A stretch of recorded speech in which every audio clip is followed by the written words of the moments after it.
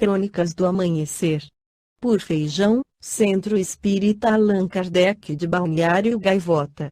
Balneário Gaivota, 02 de abril de 2024.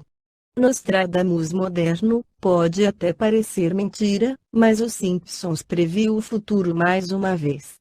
Os Simpsons é uma série amplamente reconhecida por sua capacidade de distorcer a realidade, levando ao extremo comportamentos duvidosos presentes em nossa sociedade contemporânea.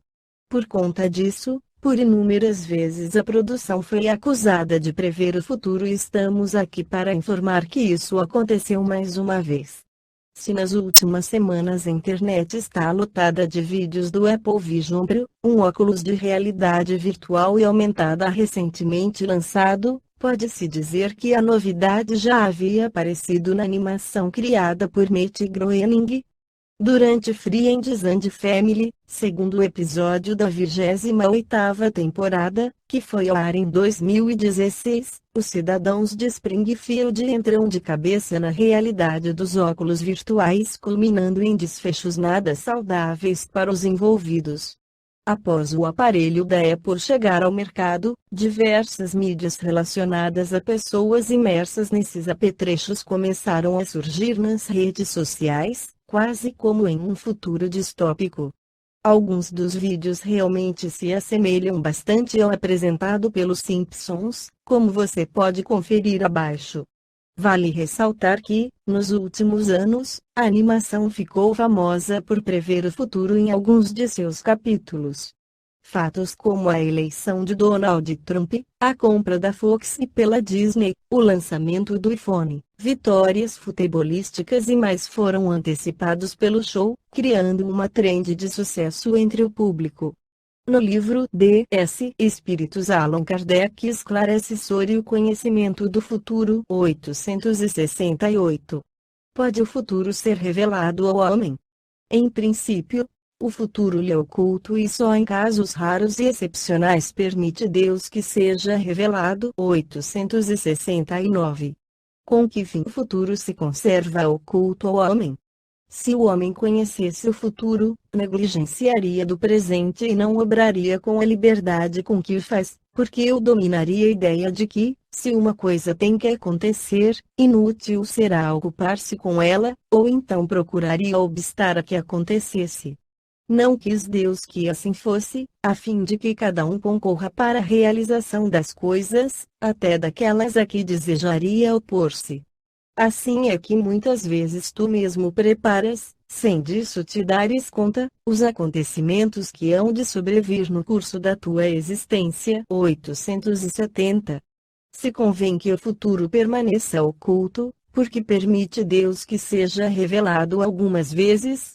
Permite-o, quando o conhecimento prévio do futuro facilite a execução de uma coisa, em vez de a estorvar, induzindo o homem a agir diversamente do modo pelo qual agiria, se lhe não fosse feita a revelação. Não raro, também é uma prova. A perspectiva de um acontecimento pode sugerir pensamentos mais ou menos bons. Se um homem vem a saber, por exemplo, que vai receber uma herança, com que não conta, pode dar-se que a revelação desse fato desperte nele o sentimento da cobiça, pela perspectiva de se lhe tornarem possíveis maiores gozos terrenos, pela ânsia de possuir mais depressa a herança, desejando talvez, para que tal se dê, a morte daquele de quem herdará. Ou, então, essa perspectiva lhe inspirará bons sentimentos e pensamentos generosos. Se a predição não se cumpre, aí está outra prova, a da maneira por que suportará a decepção. Nem por isso, entretanto, lhe caberá menos o mérito ou o demérito dos pensamentos bons ou maus que a crença na ocorrência daquele fato lhe fez nascer no íntimo. 871. Pois que Deus tudo sabe, não ignora se um homem sucumbirá ou não em determinada prova. Assim sendo, qual a necessidade dessa prova, uma vez que nada acrescentará ao que Deus já sabe a respeito desse homem?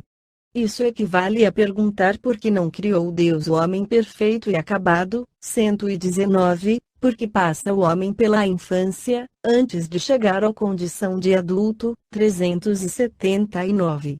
A prova não tem por fim dar a Deus esclarecimento sobre o homem, pois que Deus sabe perfeitamente o que ele vale, mas dar ao homem toda a responsabilidade de sua ação, uma vez que tem a liberdade de fazer ou não fazer.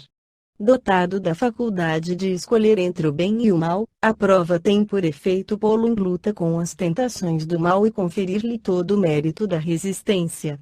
Ora, conquanto saiba de antemão se ele se sairá bem ou não, Deus não o pode, em sua justiça, punir, nem recompensar, por um ato ainda não praticado. Assim sucede entre os homens.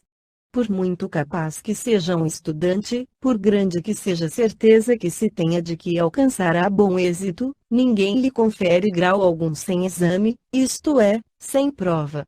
Do mesmo modo, o juiz não condena um acusado, senão com fundamento num ato consumado e não na previsão de que ele possa ou deva consumar esse ato.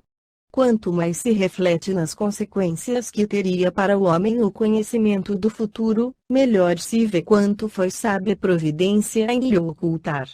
A certeza de um acontecimento venturoso lançaria na inação. A de um acontecimento infeliz o encheria de desânimo. Em ambos os casos suas forças ficariam paralisadas. Daí o não lhe ser mostrado o futuro, senão como meta que lhe cumpre atingir por seus esforços, mas ignorando os trâmites por que terá de passar para alcançá-la. O conhecimento de todos os incidentes da jornada lhe tolheria iniciativa e uso do livre-arbítrio.